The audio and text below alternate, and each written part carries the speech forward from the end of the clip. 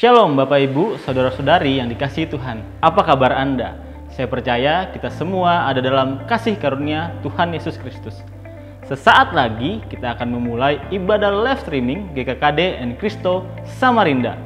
Pada kesempatan kali ini kami mengucapkan selamat datang kepada Bapak Ibu, Saudara-saudari yang baru pertama kali mengikuti ibadah live streaming GKKD and Cristo Samarinda. Sebelum kita memulai ibadah live streaming GKKD and Cristo, ada beberapa hal yang kami himbau kepada seluruh jemaat. Yang pertama, pada saat ibadah berlangsung, jemaat tidak sambil berbaring, tidak sambil makan, dan mengambil posisi terbaik layaknya ibadah langsung. Yang kedua, mari jemaat Tuhan kita bersama-sama memuji dan menyembah Tuhan dalam pujian dan penyembahan. Yang ketiga, pastikan Bapak Ibu, Saudara-saudari mengikuti ibadah dari awal sampai akhir. Yang keempat, setelah ibadah selesai, Bapak Ibu, Saudara-saudari mengambil waktu untuk berdoa dan mengucap syukur secara pribadi. Baiklah Bapak Ibu, Saudara-saudari, sesaat lagi kita akan memulai ibadah live streaming GKKD and Cristo Samarinda. Selamat beribadah, Tuhan Yesus memberkati.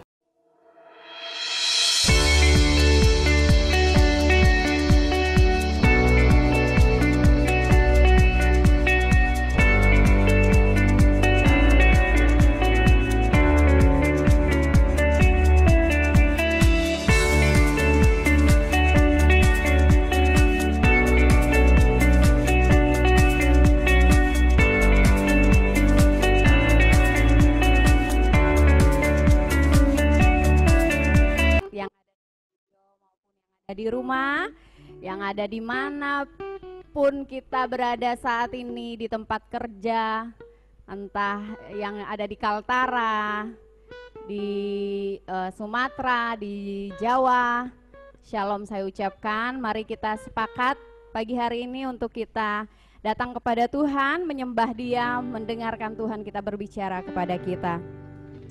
Mari saya ajak kita menundukkan kepala kita dan kita berdoa.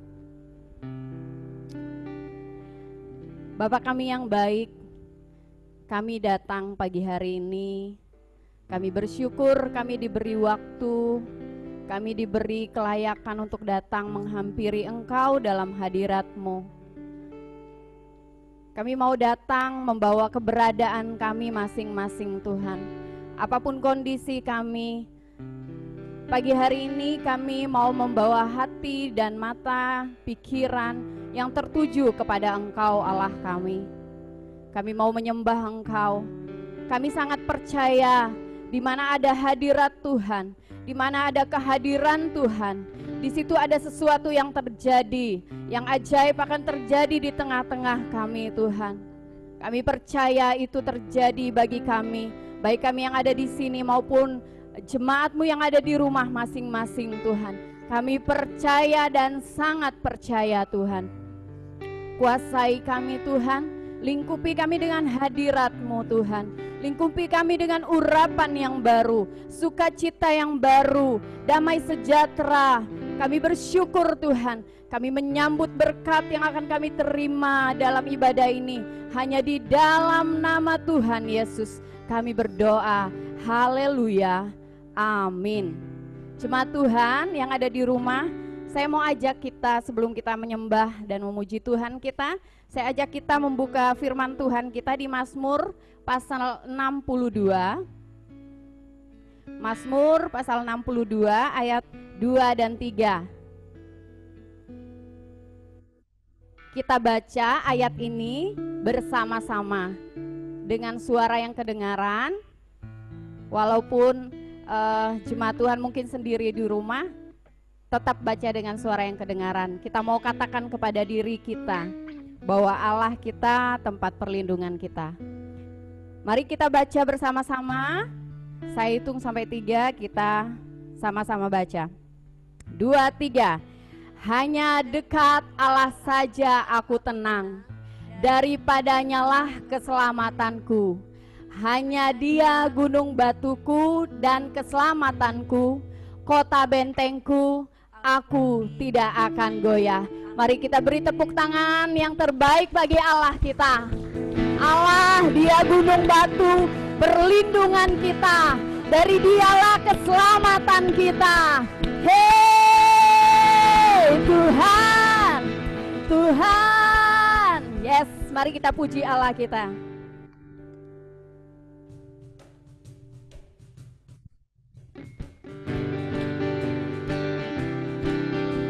Silakan jemaat Tuhan, kita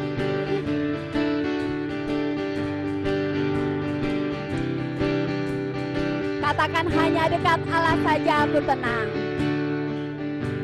Hanya dekat Allah saja aku tenang. Daripada nyala keselamatan, katakan, hanya Dia gunung batuku. Amin. Hanya Dia kota bentengku, aku tidak akan goyah selama-lamanya. Mari katakan sekali lagi, hanya Dia, hanya dekat Allah saja aku tenang. Daripada nyala keselamatan, katakan, hanya Dia gunung batu. Hanya Dia gunung batu, hanya Dia kota benteng. Aku tidak akan goyah selama-lamanya. Dengan iman kita katakan, hanya dekat Allah saja aku tenang. Daripada nyala keselamatanku, hanya Dia gunung batuku, hanya Dia kota bentengku, aku tidak akan goyah selama-lamanya. Dia gunung batuku, hanya Dia gunung batuku, hanya Dia kota bentengku, aku tidak akan goyah selama-lamanya. Gunung batuku, hanya Dia gunung batuku, amin. Hanya Dia kota bentengku, aku tidak akan goyah selama-lamanya. Aku tidak akan goyah selama-lamanya. Haleluya. Mari kita menyanyikan ucapan syukur kita bagi Allah kita, karena Dia melakukan perbuatan-perbuatan ajaib dalam hidup kita. Katakan amin. Amin. Amin.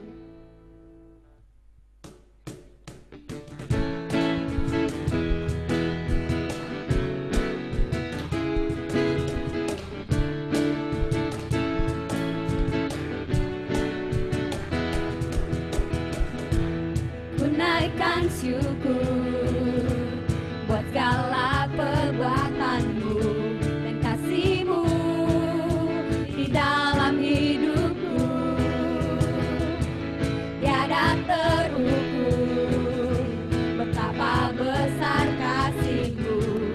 Sungguh ku kagum akan Engkau, Yesus, Kaulah segalanya.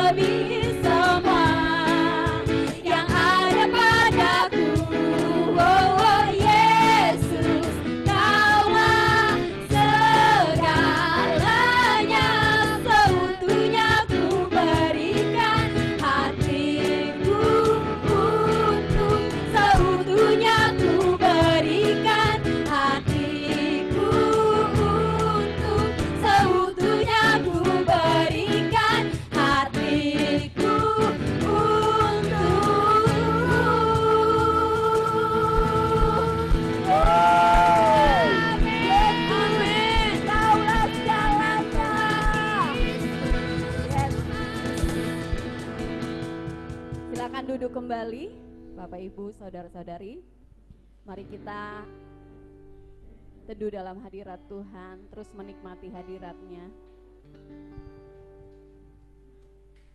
Karena di dalam hadirat-Nya kita puas. Di dalam hadirat-Nya kita akan menerima janji-janji. Di dalam hadirat-Nya kita menerima pengharapan.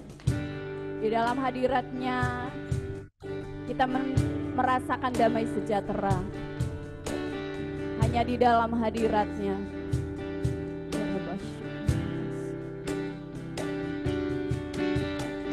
Ya Ratika sekera labase,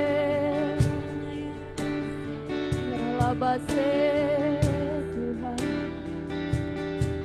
Katakan ku berdiam. Ku berdiam dekat Bapa, semakin indah, indah ku rasa. Aku dilayakkan untuk memuji Dia. Kudus, kuduslah Raja segala raja. Ku bernyanyi bagi Dia, korban terindah akan ku sembahkan. Pujianku naikkan, jiwaku bersorak, aku diangkat semakin dekat dengan Bapa. Dalam hadirat-Nya ku rasa bahagia.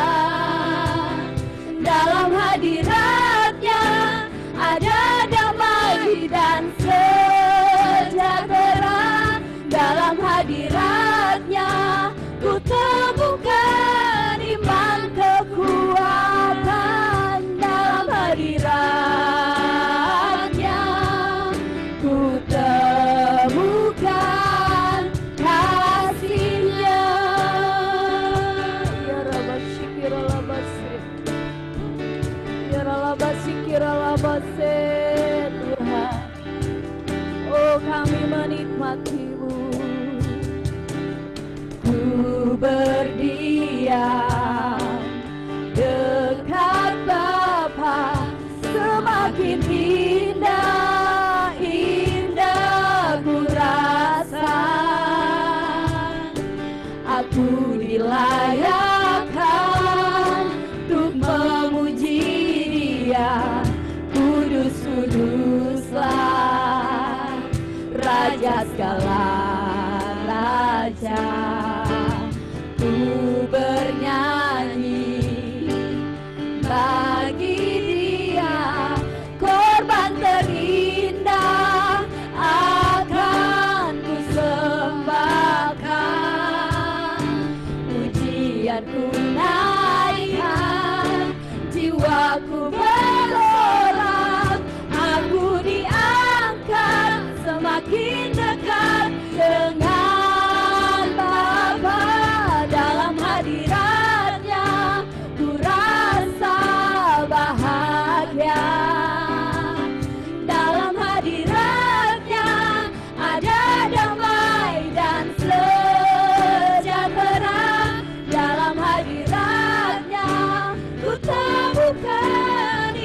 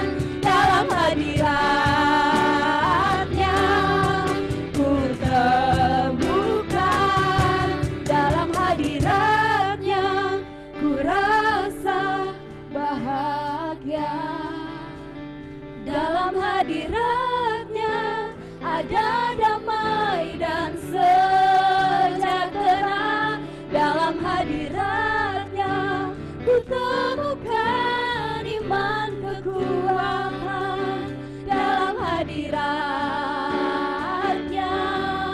Ku temukan dalam hadirat-Nya.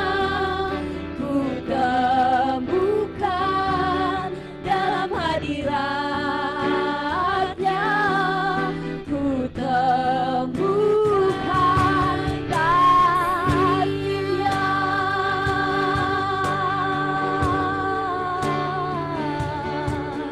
Dalam hadirat-Mu Tuhan,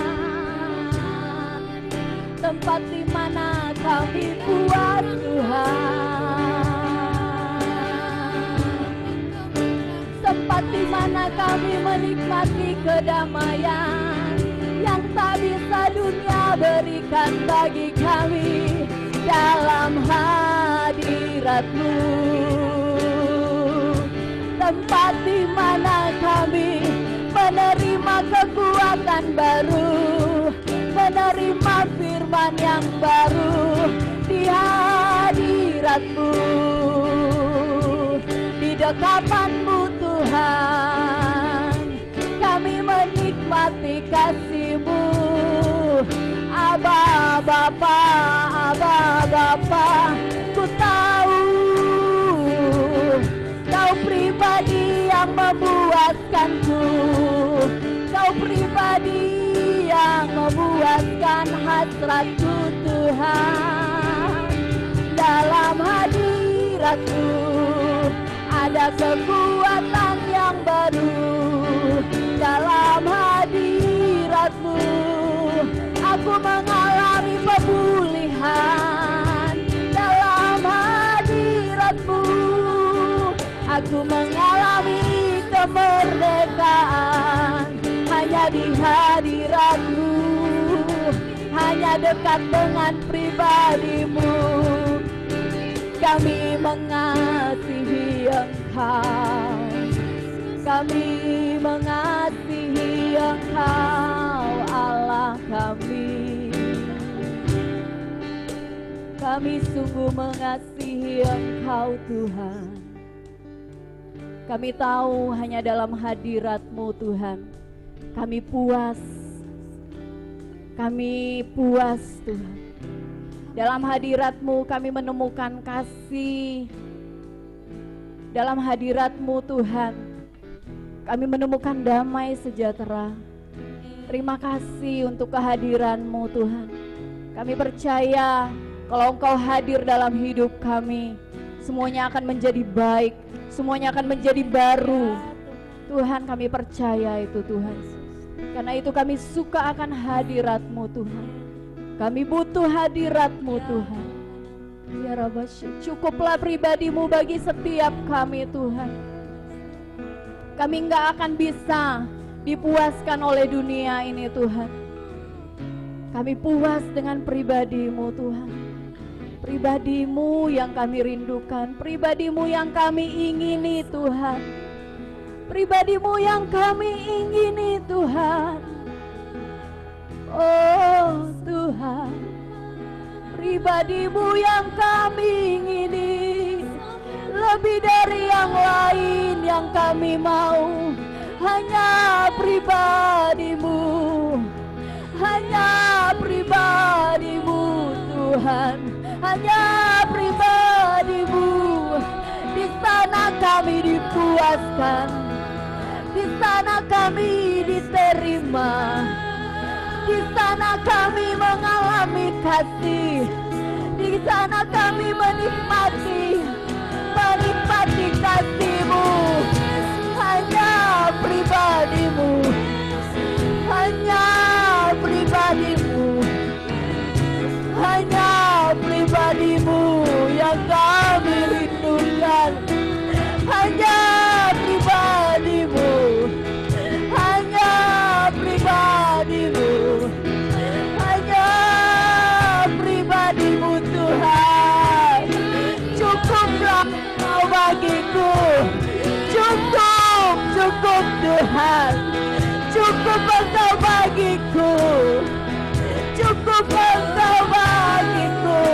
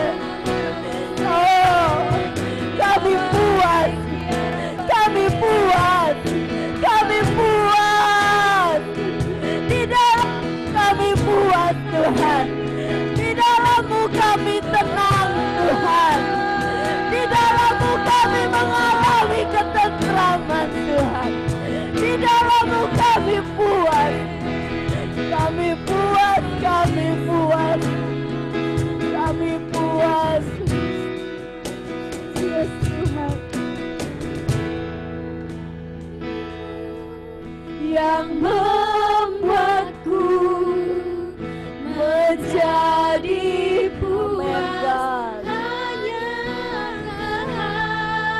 kehadiranmu yang biarlah kami semua Tuhan, tanpa terkecuali kami dipuaskan karena pribadi-Mu Tuhan.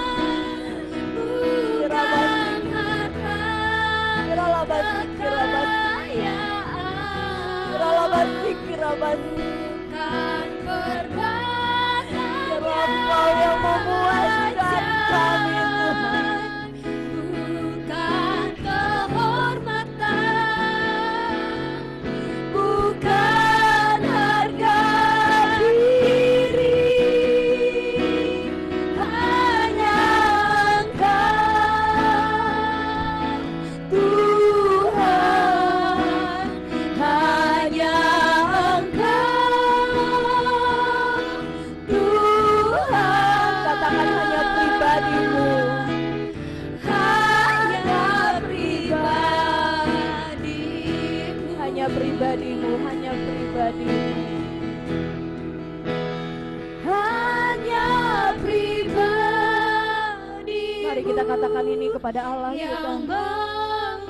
Gak ada yang bisa memuaskan kami Tuhan. Bahkan apa yang kami miliki pun Tuhan, apa yang kami punya saat ini, itu tidak bisa membuat kami puas.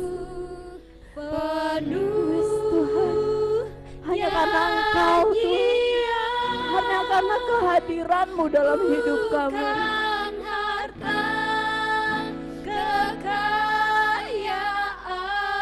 Amin, amin. Bukan perbuatan yang ajaib,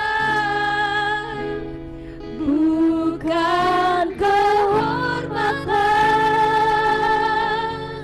bukan harga diri. Katakan hanya Engkau, hanya Engkau. Tuhan, hanya Engkau, hanya Engkau Tuhan, hanya Engkau Tuhan, hanya pribadi. Mari sekali lagi kita katakan kepada Allah kita, hanya Engkau, hanya pribadi-Mu, hanya pribadi-Mu yang membuatku menjadi puas. Hanya kehadiran-Mu yang membuatku penuh nyanyian. Bukan harta kekayaan, bukan perbuatan yang ajaib, bukan kehormatan, bukan harga diri,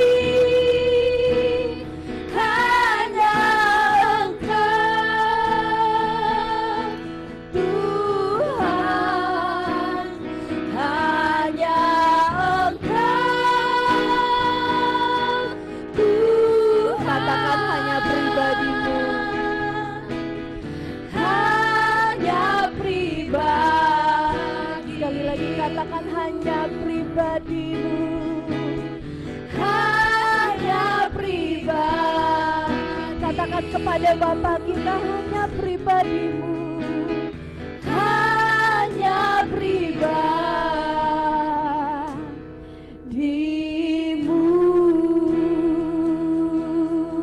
Tuhan,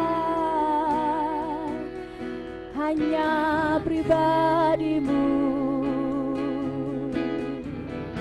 Kami katakan hanya pribadi-Mu, pribadi.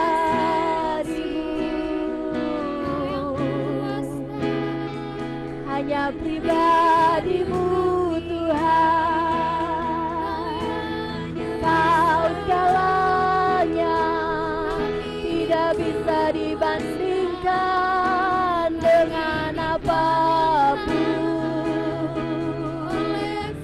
Semuanya ada di dalam-Mu, semuanya bersumber dari-Mu.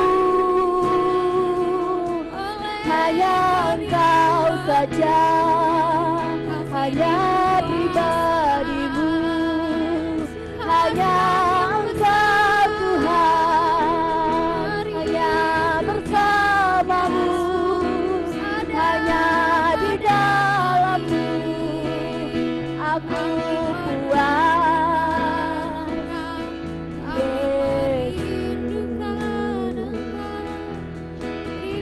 Yesus kami,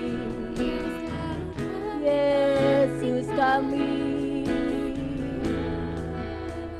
bersyukur memiliki Engkau Tuhan, bersyukur memiliki Engkau, bersyukur ada di dalam-Mu, bersyukur ada di dalam-Mu, bersyukur bahwa aku dikasihi, bahwa Engkau mengasihiku. Ku bersyukur Tuhan bahwa Engkau mencintaiku, bahwa Engkau menginginiku, bahwa Engkau menginginiku. Aku bersyukur, Aba Bapa-Ku mengasihimu, Aba Bapa-Ku mengasihimu, aku mengasihimu, aku mengasihimu. Yesus, Yesus, terima kasih Tuhan, terima kasih, terima kasih, terima kasih, terima kasih, terima kasih, terima kasih, terima kasih Tuhan, terima kasih Tuhan, terima kasih, terima kasih, oh terima kasih. Hirarabashe, terima kasih. Cuma Tuhan, kita berterima kasih kepada Allah kita.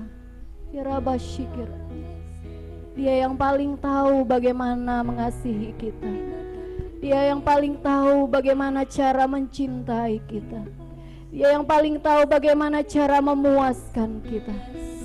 Terima kasih, mari ucapkan syukur-Mu kepadanya. Dia Allah yang ingin mengasihi-Mu, yang ingin menunjukkan kasih-Nya kepadamu, yang mencintai-Mu lebih dari apa yang kau mengerti, lebih dari apa yang bisa kita rasakan. Cintanya lebih dalam, lebih dari apa yang bisa kita pahami. Kami bersyukur Tuhan, kami bersyukur, kami bersyukur untuk kasih-Mu yang sudah kami alami dan yang akan kami alami Tuhan. Kami bersyukur, kami bersyukur, kami bersyukur. Sungguh hatiku bersyukur Tuhan,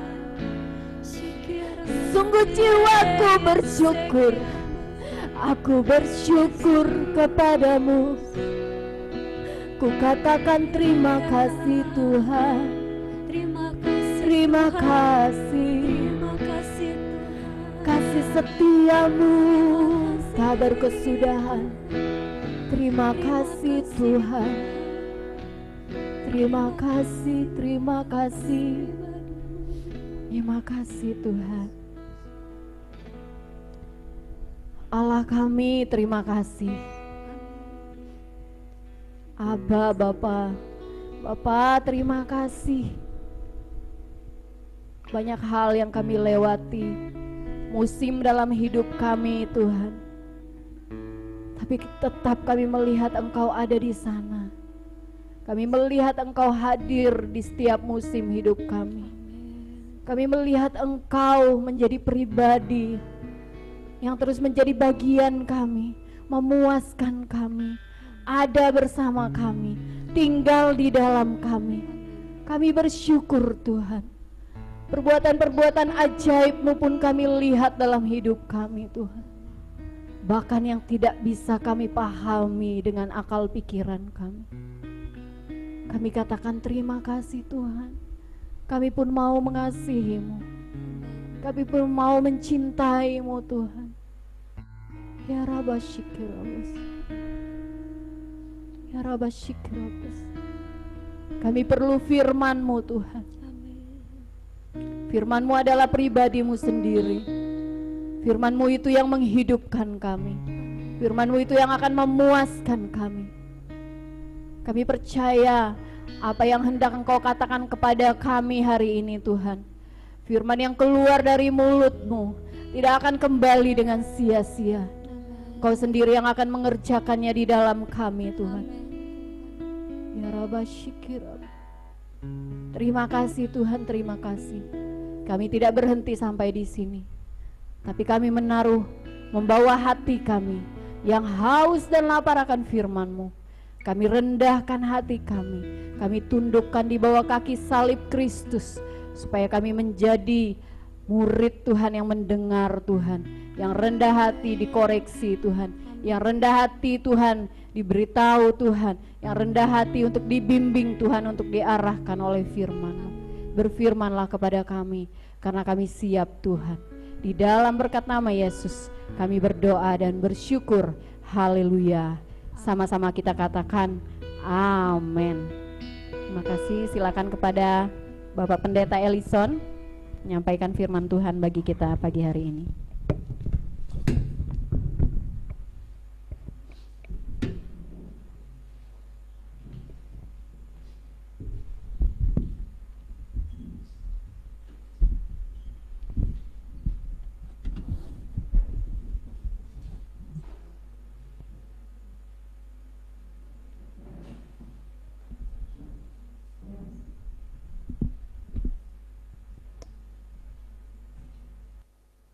Ya, salam bagi semua kita yang jauh, yang dekat. Puji Tuhan, kita berdoa untuk firman Tuhan. Kami membutuhkan Engkau Tuhan. Kami membutuhkan kehadiran-Mu dinyatakan di tengah kami. Kami rindu akan firman-Mu untuk berbicara kepada kami. Berkata-katalah kepada setiap kami pribadi, karena setiap kami Tuhan mempunyai kebutuhan yang berbeda-beda. Tetapi firman-Mu Tuhan bisa berbicara bagi kami sesuai dengan kebutuhan kami masing-masing. Kami sungguh berdoa supaya Roh-Mu Tuhan yang menyingkapkan bagi kami kebenaran firman-Mu ini. Biarlah kami menangkapnya, kami menerimanya, dan kami dimerdekakan oleh karena firman-Mu. Sembuhkanlah setiap yang sakit, sembuhkanlah setiap orang yang punya masalah. Lepaskanlah kami dari segala permasalahan kami.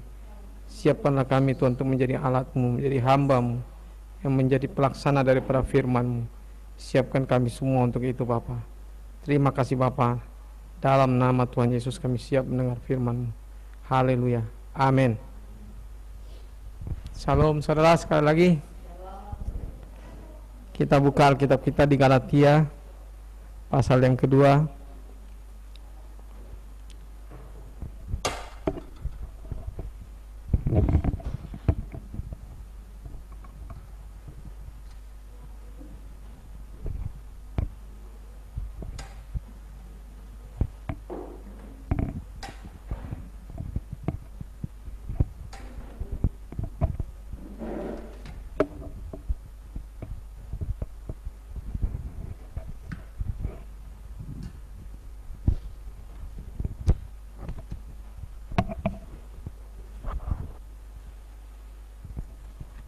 Galatia pasal yang kedua dari ayat 11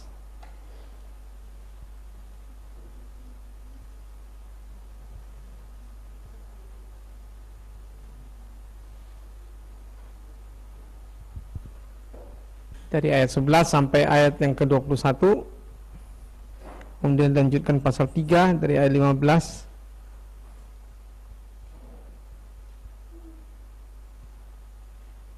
sampai ayat yang ke-29.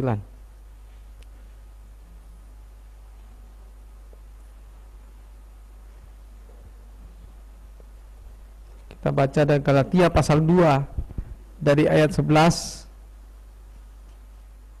sampai ayat 21 dulu.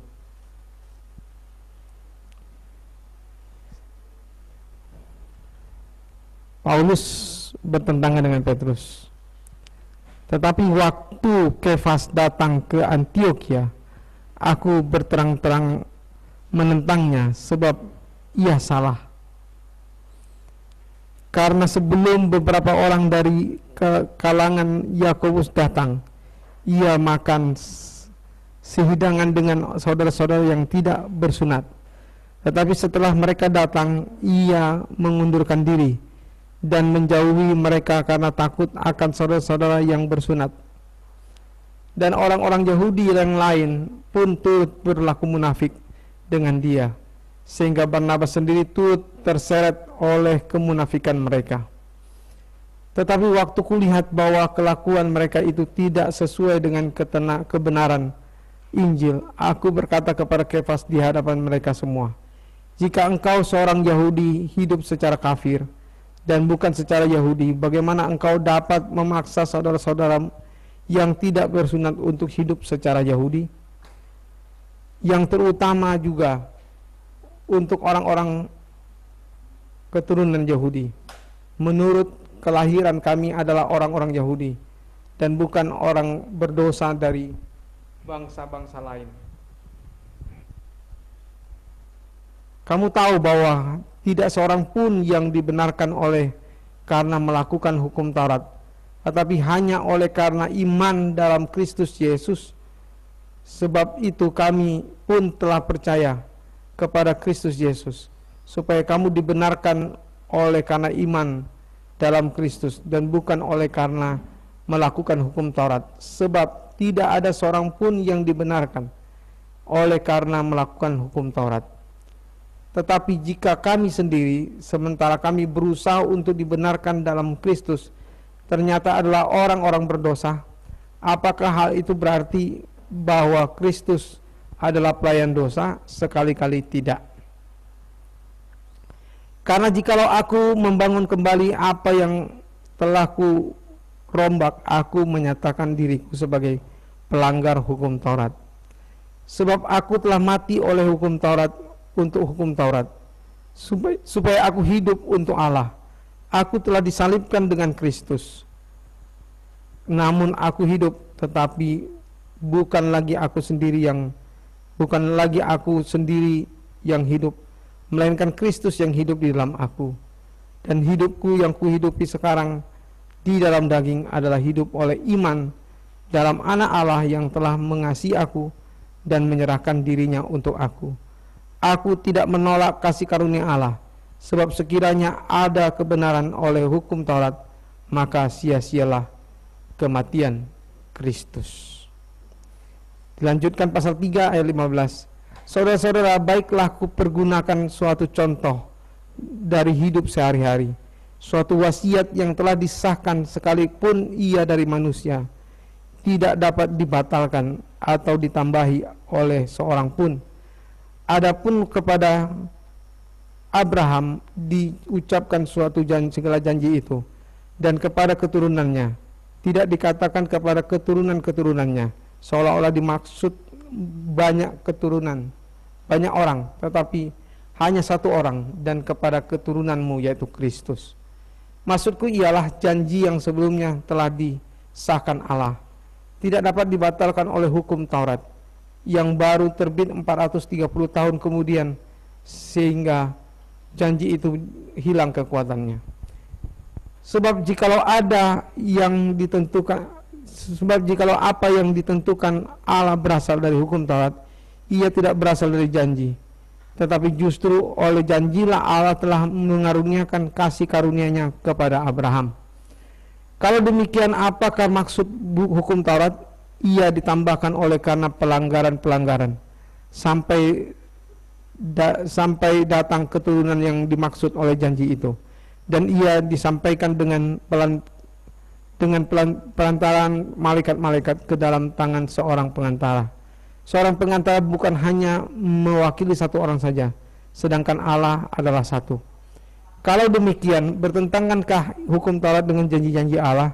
Sekali-kali tidak, sebab andaikan hukum Taurat diberikan sebagai suatu yang dapat menghidupkan, maka memang kebenaran berasal dari hukum Taurat.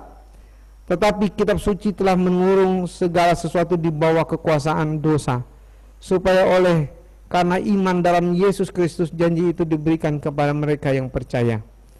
Sebelum iman itu datang, kita berada di bawah pengawalan hukum Taurat dan dikurung sampai iman itu telah dinyatakan.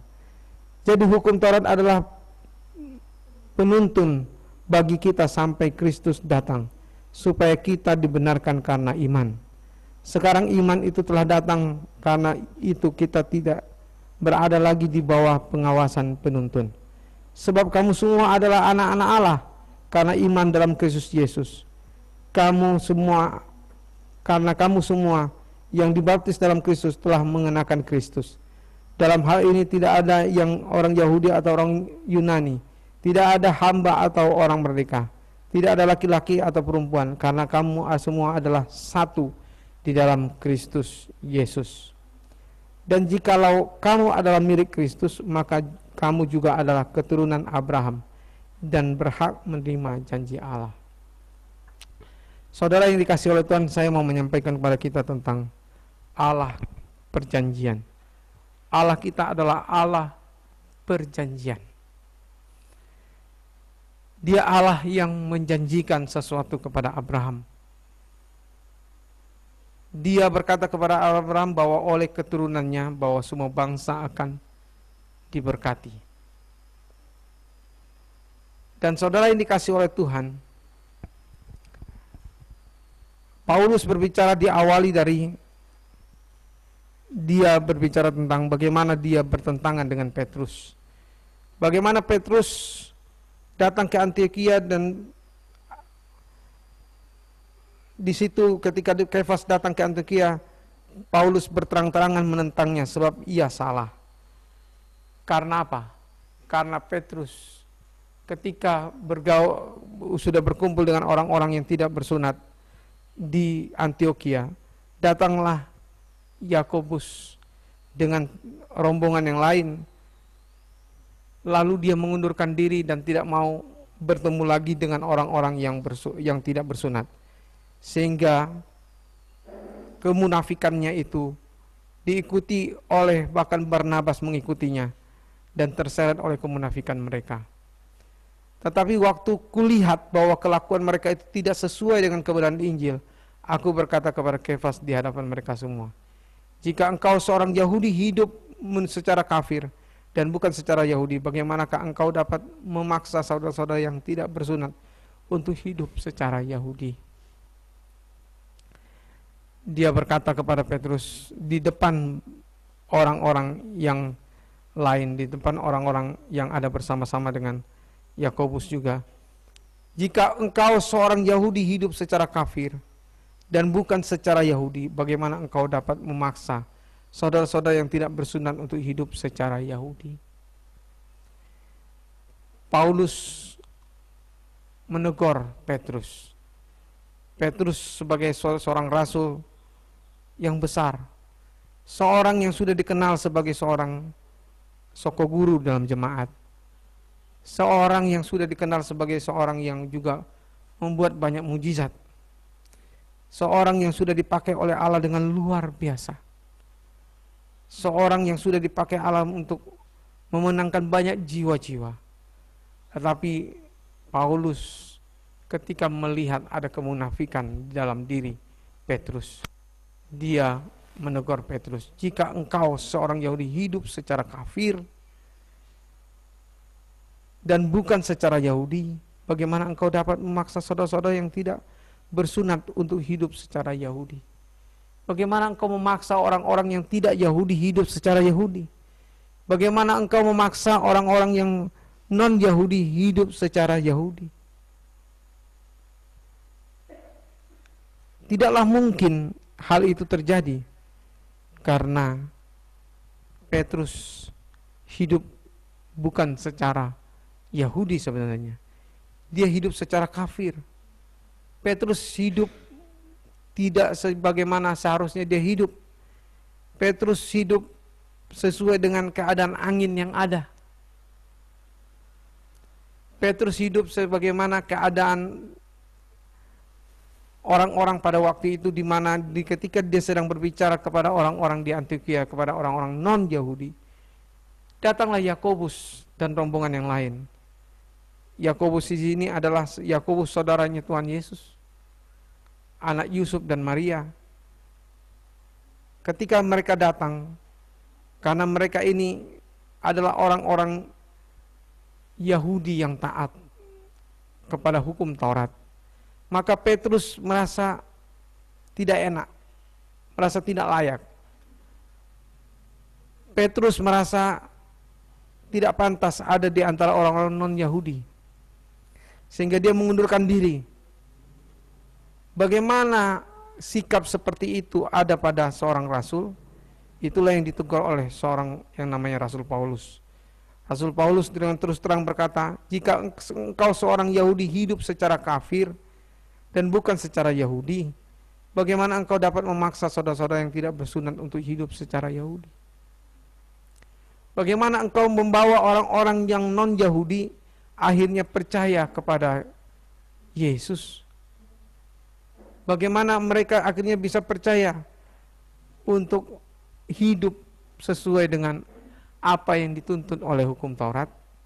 Tidak mungkin itu bisa terjadi. Itulah yang ditegur oleh Rasul Paulus kepada Petrus. Kemudian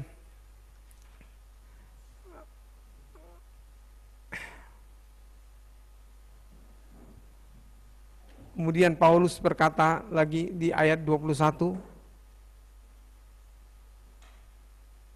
lompat ke ayat 21. Aku tidak menolak kasih karunia Allah, sebab sekiranya ada kebenaran oleh hukum Taurat, maka sia-sialah kematian Kristus. Dia berkata, aku tidak menolak kasih karunia Allah, sebab sekiranya ada kebenaran oleh hukum Taurat, maka sia-sialah kematian Kristus. Saudara yang dikasihi oleh Tuhan, adakah kebenaran oleh hukum Taurat? Tidak ada kebenaran oleh hukum Taurat. Hukum Taurat tidak membawa orang kepada keselamatan. Hukum Taurat sebagai penuntun orang datang kepada keselamatan. Keselamatan hanya datang oleh Yesus Kristus. Itulah yang ingin ditegaskan oleh Rasul Paulus, bahwa hukum Taurat itu menuntun orang untuk akhirnya bertemu dengan Kristus.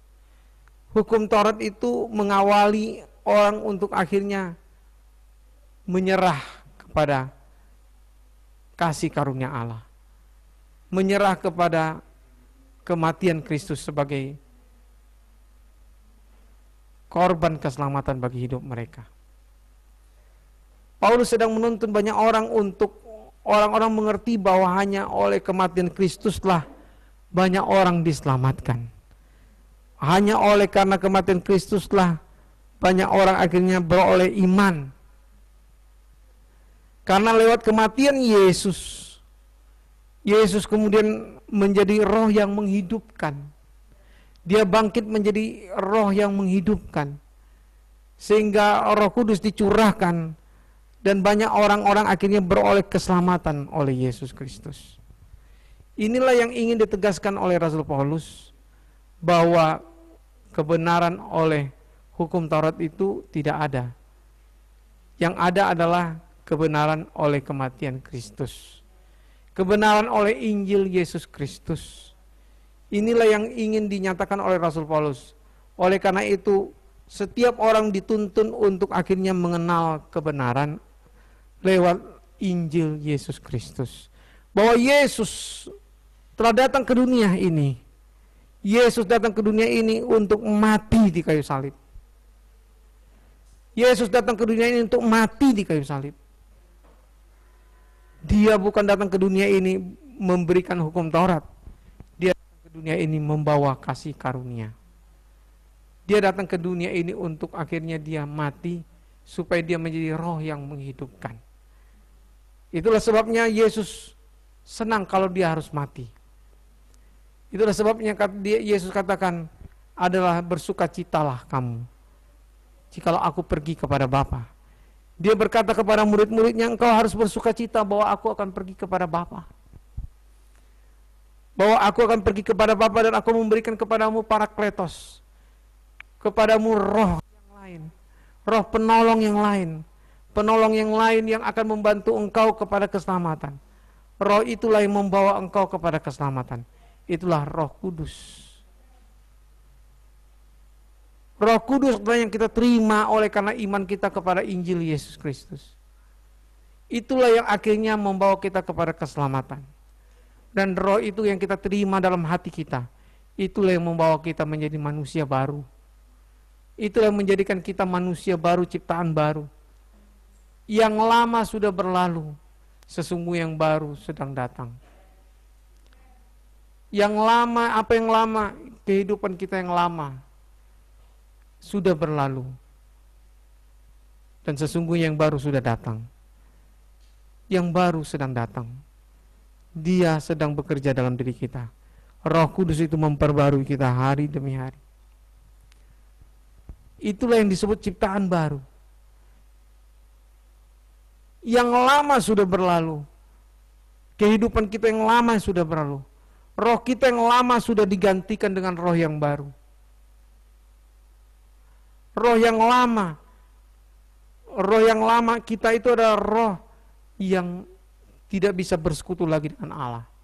Roh yang tidak bisa menyembah kepada Allah. Roh yang sudah mati. Roh yang sudah tidak bisa taat kepada Allah. Roh yang memberontak. Itu yang terjadi. Tetapi roh yang baru diberikan kepada kita ketika kita menerima Yesus dalam hidup kita. Kita menjadi anak Allah. Semua orang yang menerimanya diberinya kuasa menjadi anak-anak Allah. Yaitu mereka yang percaya dalam nama Yesus. Dan kita yang menjadi anak-anak Allah ini akan dituntun oleh roh Allah. Dan yang berseru kepada Allah, ya Aba, ya Bapa. Itulah yang membawa kepada kita keselamatan itu. Keselamatan oleh Yesus Kristus. Karena itu dikatakan orang benar akan hidup oleh imannya. Orang benar akan hidup oleh imannya. Bukan karena melakukan hukum Taurat. Bukan karena mentaati hukum Taurat. Tetapi orang benar akan hidup oleh imannya. Apa imanmu yang kau peroleh dalam Kristus? Apa yang diberikan oleh Yesus dalam hidupmu? Yang Tuhan gerakkan engkau untuk melakukan apa? Itulah yang menghidupkan dirimu. Roh Kudus itu, roh Yesus Kristus itu yang akan membenarkan engkau, yang akan menuntun engkau kepada seluruh kebenaran. Maka itu dikatakan bahwa aku tidak menolak kasih karunia Allah, sebab sekiranya ada kebenaran oleh hukum Taurat, maka sia-sialah kematian Kristus. Kalau memang ada kebenaran oleh hukum Taurat, sia-sia kematian Kristus. Sia-sia Yesus datang ke dunia. Sia-sia dia mati di kayu salib untuk kita. Dia seharusnya tidak perlu harus mati di kayu salib untuk kita. Tetapi dia harus datang ke dunia ini untuk mati di kayu salib. Itulah yang diberikan Yesus bagi kita. Dasar hukum Taurat bukanlah iman melakukan siapa yang ayat yang ke-12 kita baca.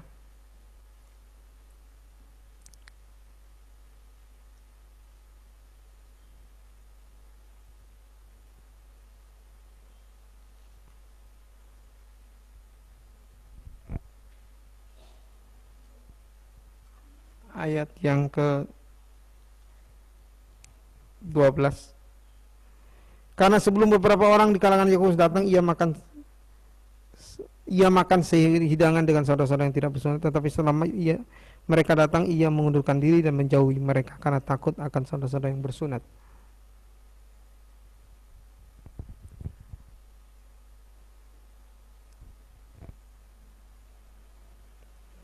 Maaf, ada kesalahan saya.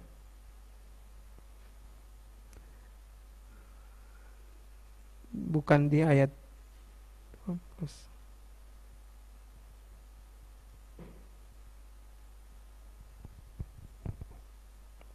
Maaf, ayat yang 11, 12 di pasal yang ketiga, ayat 11 dan 12 di pasal 3. Bahwa tidak ada orang yang dibenarkan di hadapan Allah karena melakukan hukum Taurat. Adalah jelas. Karena orang yang benar akan hidup oleh iman.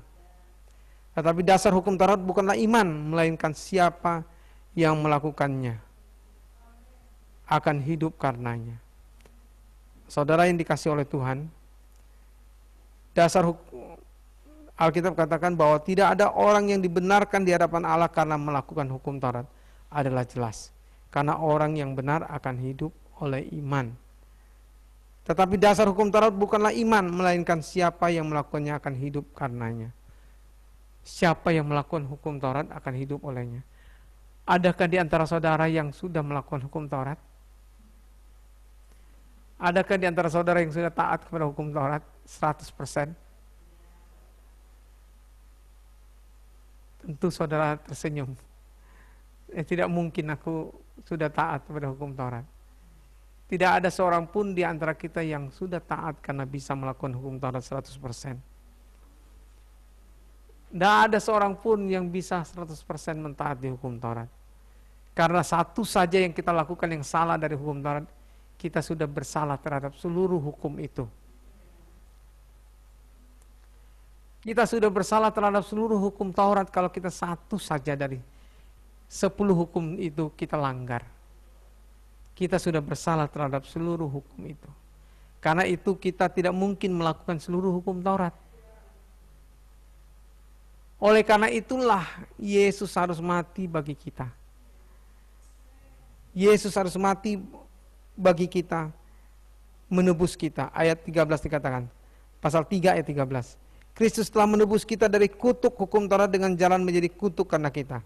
Sebab ada tertulis, terkutuklah orang yang digantung pada kayu salib. Kristus telah menebus kita dari kutuk hukum Taurat dengan jalan menjadi kutuk karena kita. Yesus menjadi kutuk karena kita. Yesus digantung di kayu salib menjadi kutuk karena kita. Supaya kita ditebus dari kutuk itu. Supaya kita yang percaya kepada apa yang sudah dilakukan Yesus di kayu salib. Ketika Yesus digantung di kayu salib, kita sudah menyatakan bahwa diri kita lah yang sudah digantung di kayu salib. Kita lah yang sudah dihukum di kayu salib. Yesus menjadi kutuk karena digantung di kayu salib, supaya dia menanggung segala kutuk kita. Itulah yang dilakukan Yesus kepada kita. Itulah janji Allah yang untuk membenarkan kita.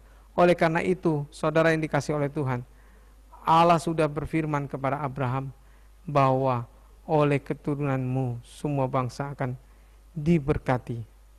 Semua bangsa akan beroleh keselamatan. Oleh karena keturunan Abraham, oleh karena apa? Oleh karena Kristus. Keturunan Abraham maksudnya di sini bukan keturunan yang banyak, bukan keturunanmu, tetapi oleh keturunanmu. Bukan oleh banyak orang yang harus mati digantung di kayu salib, tetapi untuk satu orang, yaitu Yesus. Yesus satu-satunya yang menyerahkan dirinya. Yesus yang datang ke dunia untuk mati di kayu salib karena kita, karena dosa manusia. Oleh karena itu, saudara yang dikasihi oleh Tuhan, Allah berjanji kepada Abraham, oleh keturunanmu semua bangsa akan diberkati. Oleh keturunanmu Abraham semua bangsa akan diberkati. Bukan oleh karena hukum Taurat yang kemudian 430 tahun kemudian datang, tetapi oleh karena keturunanmu keturunanmu yang satu itu, yaitu Kristus, semua bangsa akan diberkati. Semua bangsa akan beroleh pengampunan dosa. Semua bangsa akan diampuni dosanya. Semua bangsa akan diampuni, dikuduskan kalau dia percaya kepada apa yang dilakukan Yesus di kayu salib. Itulah yang dijanjikan Allah kepada Abraham.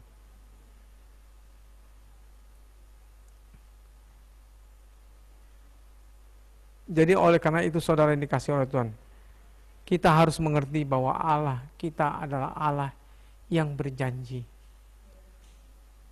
Dia adalah Allah yang berjanji, bukan Allah yang memberikan hukum Taurat supaya akhirnya kita berada di bawah kutuk hukum Taurat itu.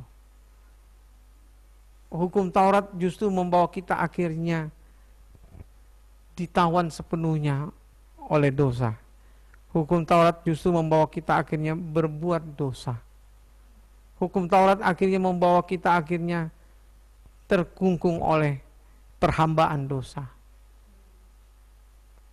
Ketika engkau berjuang untuk mentaati hukum Taurat, engkau tidak akan bisa hidup olehnya.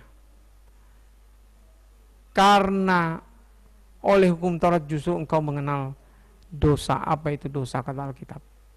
Karena kalau tidak ada hukum Taurat mengatakan jangan berbuat ini, jangan berbuat itu, engkau tidak mengenal dan tidak mengerti apa itu dosa itu.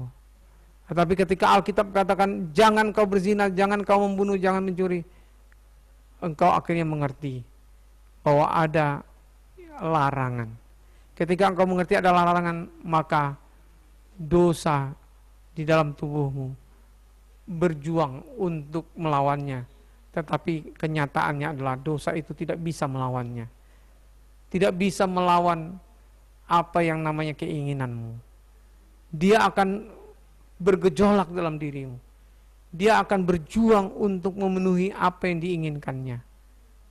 Dia akan berjuang menginginkan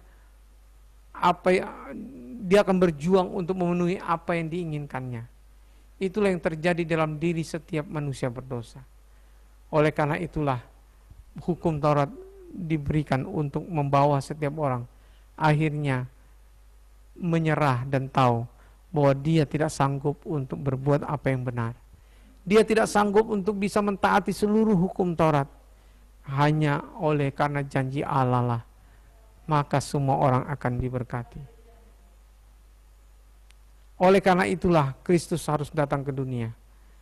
Dia menebus kita dari kutuk hukum Taurat dengan jalan menjadi kutuk karena kita. Sebab ada tertulis, terkutuklah orang yang tergantung pada kayu salib. Itu dikatakan pada kita di pasal yang ketiga tadi, ayat yang ke-13. Kristus telah menebus kita dari kutuk hukum Taurat dengan jalan menjadi kutuk karena kita. Sebab ada tertulis, terkutuklah orang yang digantung pada kayu salib. Yesus menjadi kutuk karena kita, karena dia digantung pada kayu salib. Yesus Kristus telah membuat ini supaya di dalam dia berkat Abraham sampai kepada bangsa-bangsa lain, sehingga oleh iman kita menerima roh yang telah dijanjikan itu. Allah ingin membawa setiap orang akhirnya hidup oleh iman. Hidup oleh iman kepada Yesus Kristus yang telah mati di kayu salib bagi dia, yang telah menjadi berkat bagi untuk hidup dia.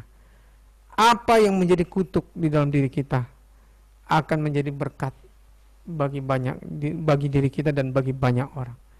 Itu yang justru yang dilakukan Yesus bagi kita. Ketika kita percaya kepada apa yang sudah dilakukannya bagi kita. Yesus telah menebus kita dari kutuk hukum Taurat dengan menjadi kutuk karena kita. Sebab ada tertulis, terkutuklah orang yang tergantung pada kayu salib. Yesus telah menebus kita dari kutuk hukum Taurat.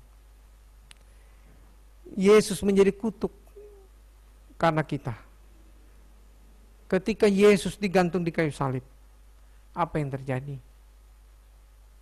Karena dia adalah manusia yang tidak berdosa. Karena dia adalah manusia yang tidak ada dosa sedikit pun juga. Ketika dia digantung di kayu salib, Allah yang berjanji kepada Abraham menggenapi janji itu. Maka dosa manusia, seluruh umat manusia dijatuhkan kepada Yesus.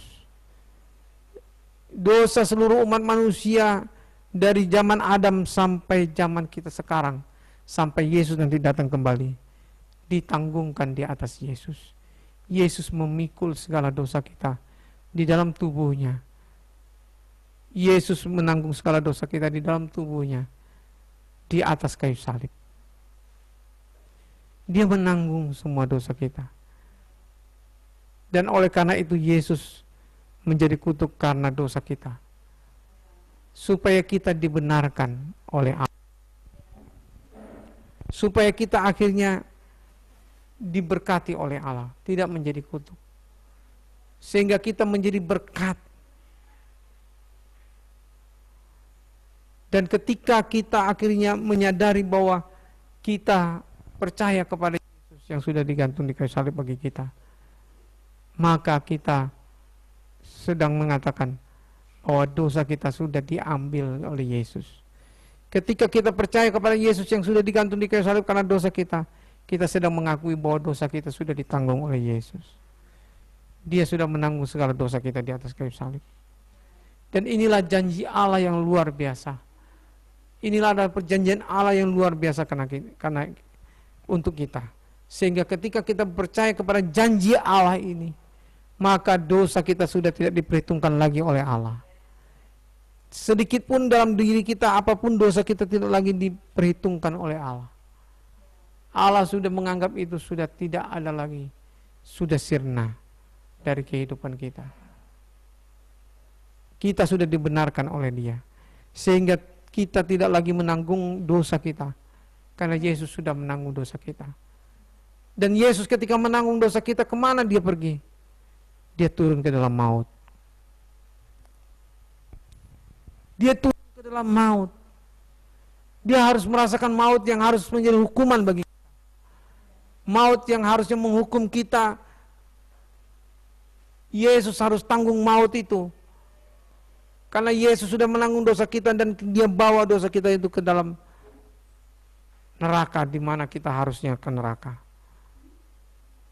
Yesus harus masuk ke dalam neraka itu, di mana kita yang harusnya masuk neraka. Yesus menanggung semuanya itu. Tetapi karena Dia adalah orang yang benar, Dia tidak ada dosa, Dia hanya memikul segala dosa kita di dalam tubuhnya di atas kayu salib. Sehingga ketika Dia turun ke dalam maut, Dia sudah menanggung neraka itu atas kita. Maka Roh Allah masuk ke dalam maut itu kembali. Roh Allah yang tadi sudah meninggalkan Yesus di kayu salib kembali masuk ke dalam tubuh Yesus di kayu salib, di dalam neraka, dan membangkitkan Yesus. Neraka tidak bisa menahan Yesus. Setan gak bisa menahan Yesus. Setan ditaklukkan oleh Yesus. Oleh karena itulah maka kebangkitan Yesus adalah kemenangan yang besar bagi kita. Kebangkitan Yesus dari kayu salib, dari kematiannya, dari tadinya Dia masuk neraka dan bangkit. Kebangkitan Yesus itu memberikan kepada kita kemenangan atas neraka, kemenangan atas maut. Sehingga ketika kita percaya kepada Yesus, kapanpun kita mati, kita gak perlu lagi masuk ke dalam maut. Karena Allah kita adalah Allah perjanjian. Dia sudah berjanji bahwa oleh keturunan Abraham kita akan diberkati. Tidak ada kutuk lagi atas hidup kita. Itulah yang Yesus lakukan bagi kita di kayu salib. Oleh karena itu saudara yang dikasihi oleh Tuhan, Yesus Kristus telah membuat ini supaya di dalam Dia berkat Abraham sampai kepada bangsa-bangsa lain. Sehingga oleh iman kita menerima roh yang telah dijanjikan itu. Kita lihat itu di ayat 14-nya, pasal yang kelima itu.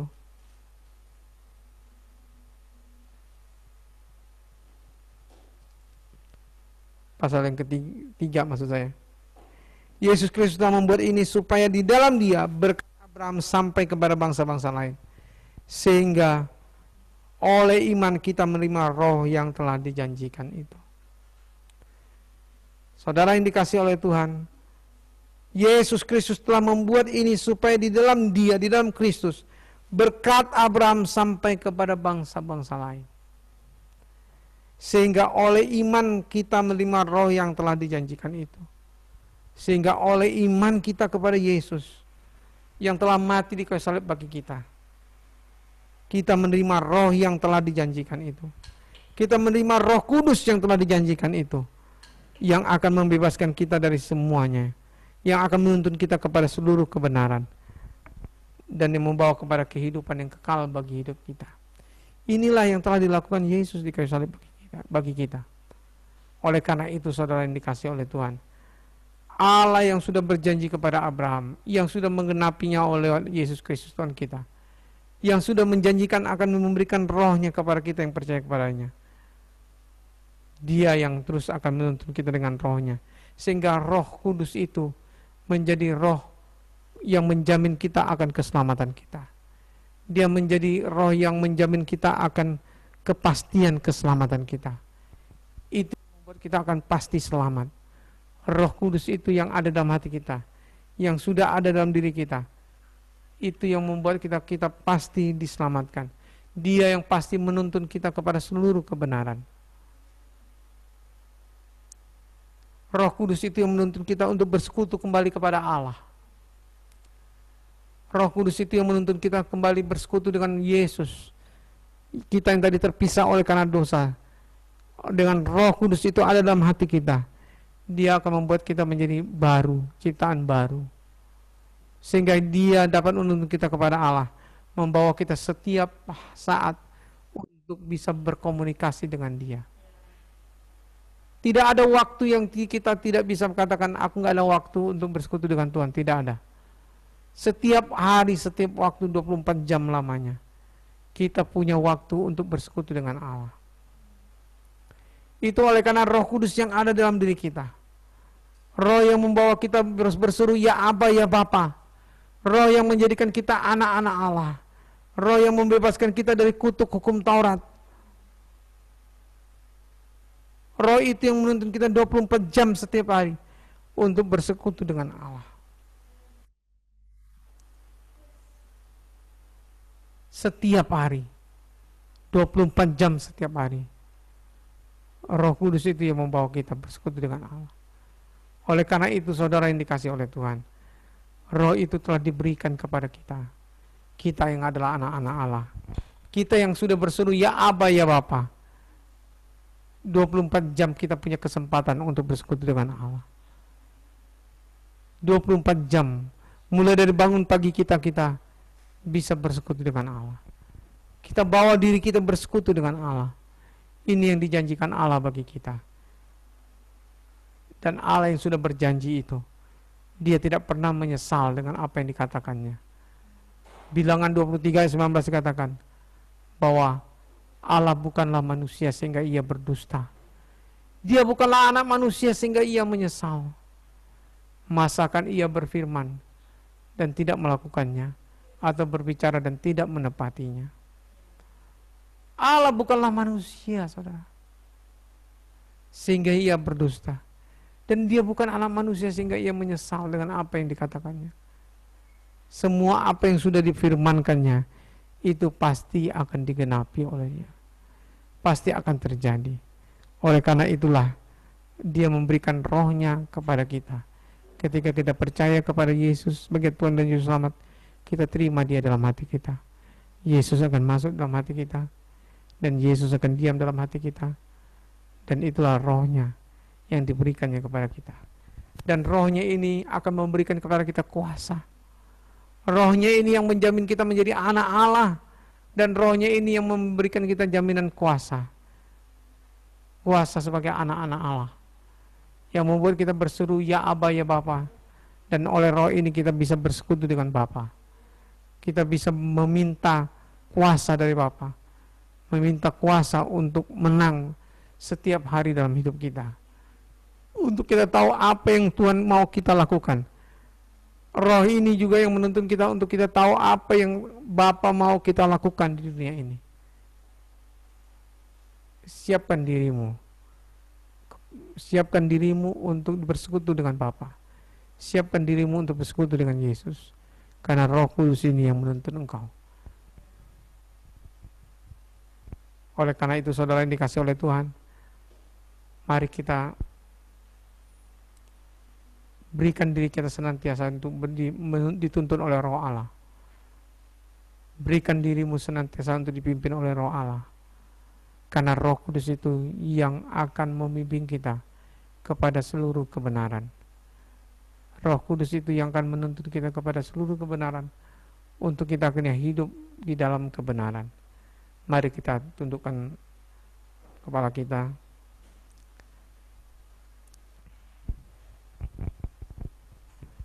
Haleluya Yesus, terima kasih. Holy Spirit. Pemain musik bisa maju ke depan.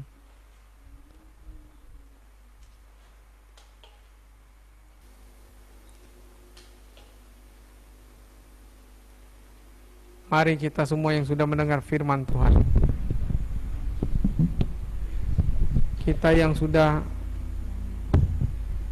pernah mendengar Injil, lalu kita mengabaikan Injil Tuhan Yesus Kristus, kita bermain-main dengan Injil ini, kita mengabaikan Injil ini.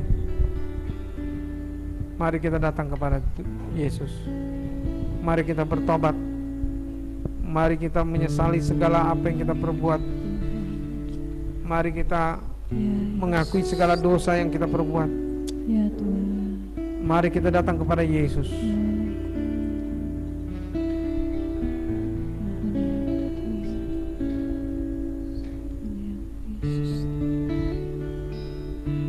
Setiap kita saat ini,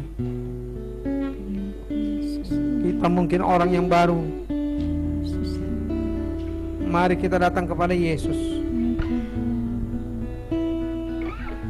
Sudahkah engkau mendengar Injil Yesus Kristus itu? Saat ini engkau sudah mendengar apa yang saya beritakan saat ini kepadamu. Engkau mungkin orang yang baru dalam jemaat Tuhan dan engkau mendengar saat ini apa makna Injil Yesus Kristus. Dia sudah menjadi kutuk karena dosa kita, karena kutuk atas kita. Dia menjadi kutuk karena kita, supaya berkat Abraham sampai kepada kita, supaya kita beroleh keselamatan oleh karena janji Allah, janji yang menyatakan bahwa oleh karena Dia kita akan diberkati, janji di mana Dia akan memberikan rohnya kepada kita, sehingga kita menerima roh yang memberikan kita kuasa supaya kita menjadi anak-anak Allah.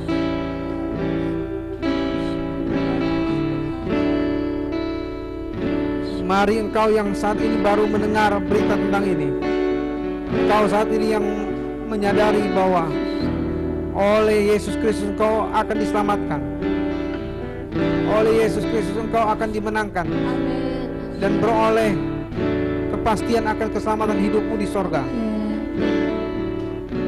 Engkau tidak akan masuk ke dalam neraka lagi, engkau pasti akan diselamatkan.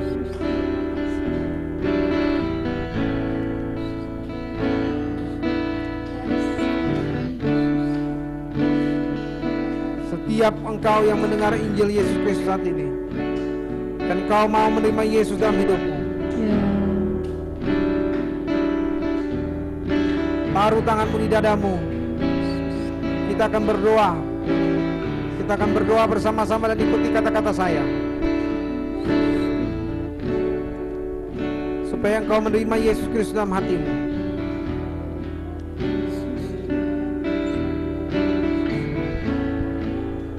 Mari ikutilah kata-kata saya.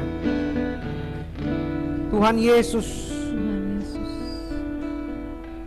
saya mengakui saya adalah orang berdosa.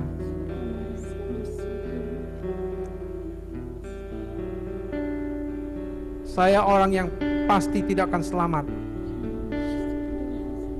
Apapun yang saya perbuat,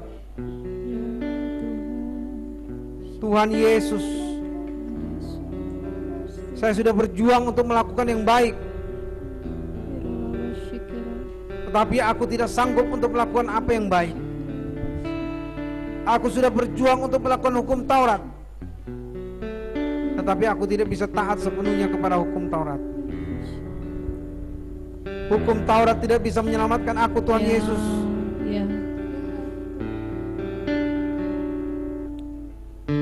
Hukum Taurat justru menuntut aku untuk mengerti bahwa aku adalah orang berdosa. Aku tidak sanggup mentaati seluruh hukum Taurat. Ampuni aku segala dosaku, Tuhan. Aku saat ini percaya kepada Engkau, Tuhan Yesus, yang sudah mati di kayu salib kepadaku. Engkau, Tuhan Yesus, yang sudah mati di kayu salib menanggung segala kutukku. Engkau yang sudah mati di kayu salib karena dosa-dosaku. Aku saat ini percaya kepada Engkau, Tuhan Yesus. Engkau sudah mati karena dosaku, karena kutuk terhadap diriku. Aku percaya akan kebangkitan-Mu, Tuhan Yesus. Kau sudah bangkit dari kematian, mengalahkan neraka, mengalahkan maut, mengalahkan dosa, mengalahkan setiap kuasa dosa di dalam tubuhku. Dan Kau sudah menjadi roh yang menghidupkan. Kau menjadi roh yang akan menghidupkan aku saat ini. Aku menyadari diriku, Tuhan Yesus. Aku membutuhkan Engkau, Tuhan Yesus. Oleh karena itu, Tuhan Yesus, aku membuka hatiku saat ini. Masuklah Engkau ke dalam hatiku, Tuhan Yesus. Masuklah Engkau ke dalam hatiku, Tuhan Yesus. Tinggallah dalam hatiku, Tuhan Yesus. Sucikanlah segala dosa-dosaku dalam hatiku. Sucikan aku, lepaskan aku dari setiap kutuk dari nenek moyangku. Bebaskan aku saat ini, Tuhan Yesus, dari setiap ikatan, dari setiap perhambaan dosa. Dalam nama-Mu, Tuhan Yesus. Dalam nama-Mu, Tuhan Yesus. Tinggallah dalam hatiku Engkau, Tuhan Yesus. Dari saat ini sampai selamanya. Sampai aku boleh datang melihat Engkau datang kembali. Dan aku beroleh keselamatan yang daripada-Mu. Terima kasih, Tuhan Yesus. Aku percaya Engkau ada dalam hatiku. Aku percaya Engkau sudah memberikan aku keselamatan 100%. Terima kasih, Tuhan Yesus, untuk keselamatan yang sudah Engkau berikan kepada aku. Amin. Aku bersyukur. Tuhan. Aku berterima kasih, Tuhan Yesus. Terima kasih. Kapanpun Engkau datang, Tuhan Yesus, aku pasti beroleh keselamatan daripada-Mu. Amin. Yes. Terima kasih, Tuhan Yesus. Aku bersyukur dan berterima kasih untuk keselamatan yang sudah Kau berikan bagiku. Dalam nama-Mu, Tuhan Yesus, aku sudah berdoa. Amin. Bapa, terima kasih, kami bersyukur kepada-Mu untuk firman-Mu yang sudah kami dengar. Biarlah Roh-Mu yang terus menuntun kami kepada seluruh kebenaran-Mu yang lebih dalam lagi. Bawalah kami mengalami setiap kemerdekaan dalam hidup kami ketika kami mengenal setiap kebenaran-Mu, supaya kami dituntun kepada seluruh kemerdekaan yang sepenuhnya yang sudah Engkau siapkan bagi kami, yang untuk kami peroleh, dan kami peroleh keselamatan yang sempurna daripada-Mu. Terima kasih, Tuhan Yesus, kami bersyukur untuk firman-Mu. Kami bersyukur untuk kebenaran-Mu. Dalam nama-Mu, Tuhan Yesus, kami sudah berdoa. Amin. Amin. Puji Tuhan.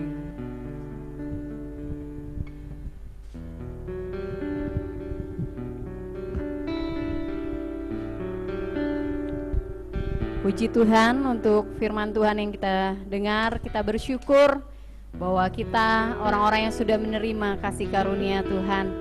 Kita orang-orang yang sudah diselamatkan oleh penebusan darah Kristus bagi kita.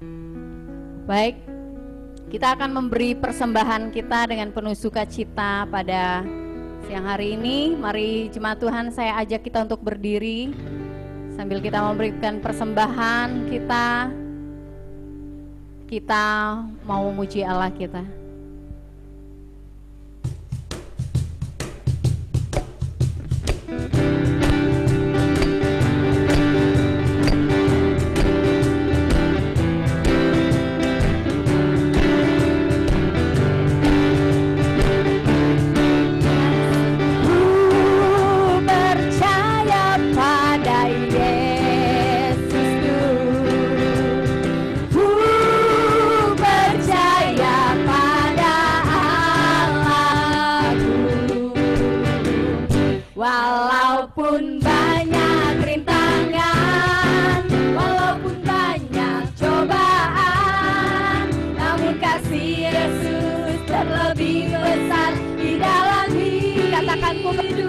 pada Yesusku.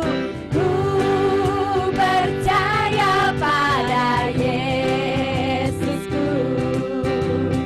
Ku percaya pada Allahku. Walaupun banyak rintangan, walaupun banyak cobaan, namun kasih Yesus terlebih besar di dalam hidupku. Haleluya, haleluya, haleluya,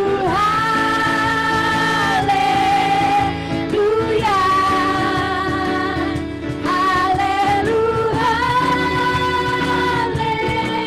haleluya, haleluya. Kasih Yesus terlebih besar. Sekali lagi ku percaya. Ku percaya pada Yesusku. Ku percaya pada Allahku. Katakan, walaupun banyak rintangan, walaupun banyak cobaan, namun kasih Yesus terlebih besar di dalam hidup. Sekali lagi ku percaya. Ku percaya pada Yesusku. Amin. Ku percaya pada Allahku. Katakan, walaupun banyak rintangan, walaupun banyak cobaan, namun kasih Yesus terlebih besar di dalam hidup. Katakan haleluya, haleluya, haleluya, amin. Haleluya. Yes Tuhan, yes Tuhan, Kau terlebih besar dalam hidup kami. Haleluya.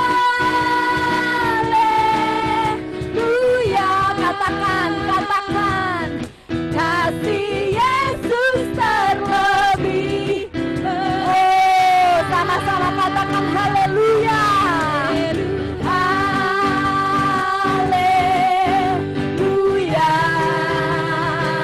Amin. Haleluya. Haleluya. Haleluya. Kasih Yesus terlebih kasih Yesus terlebih besar. Kasih Yesus terlebih besar. Kasih Yesus terlebih besar. Beri tepuk tangan bagi Allah yang mengasihi kita. Silakan kepada Bapak Pendeta Ellison bahwa kita dalam doa berkat.